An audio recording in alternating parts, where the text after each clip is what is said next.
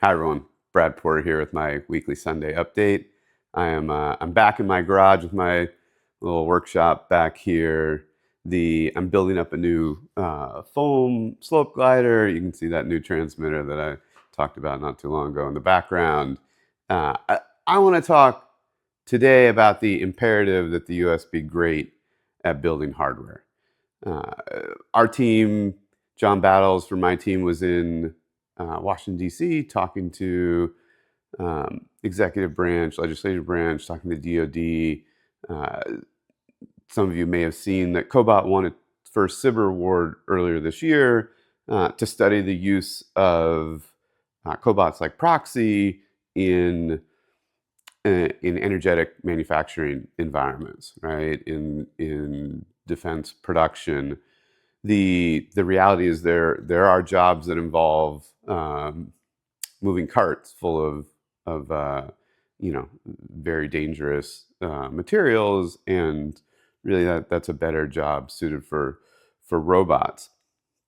But I sometimes find myself in these interesting conversations with investors, with thought leaders in the space around, can the U.S. build hardware? And I hear like two sides of this argument. One says, look, the future of warfare, as we're learning in Ukraine, is drones and drone production, and wars get won and lost on unit economics and the ability to deploy, and therefore, Ukraine has had to build up its own manufacturing capability. The argument is the West needs to have a great manufacturing capability for drones. And there's a lot of venture dollars and other dollars going into those businesses that are going to ramp up the ability, hopefully not an ability we need to use, but the ability for the U.S. to manufacture drones at scale. But then I sometimes hear this other argument, which is the U.S. can't build robots anywhere near the scale or capacity that China can.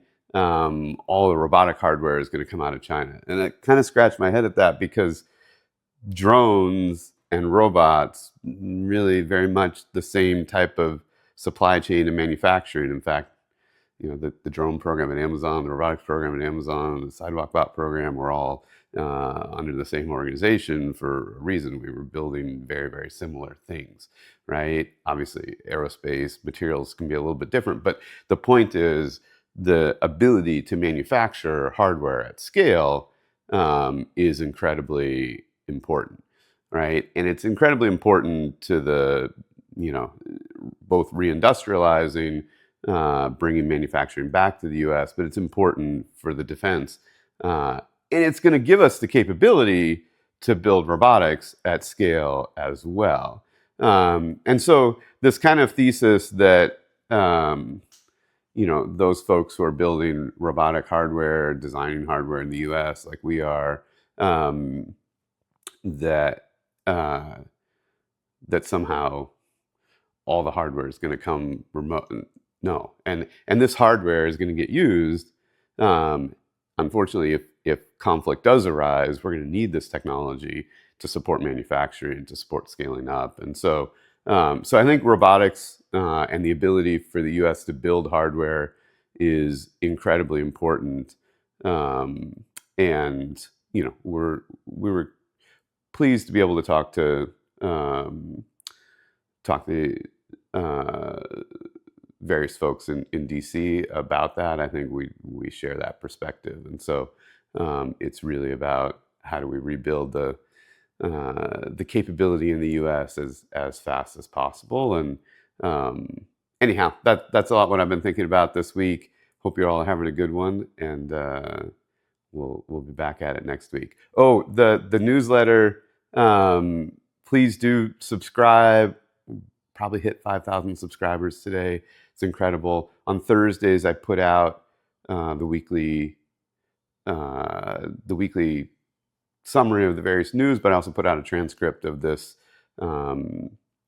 video. And we're also launching these videos, kind of splicing some of the the audio and making it available as a podcast. And so look me up, search Brad Porter, Top of Mind, in Apple Podcasts or wherever you get podcasts, Spotify. You'll find clips of these and kind of catch up if you missed some in the past. So trying to get this content out there a little wider, and please do subscribe in whatever channels make most sense to you. Awesome. Thanks, everyone.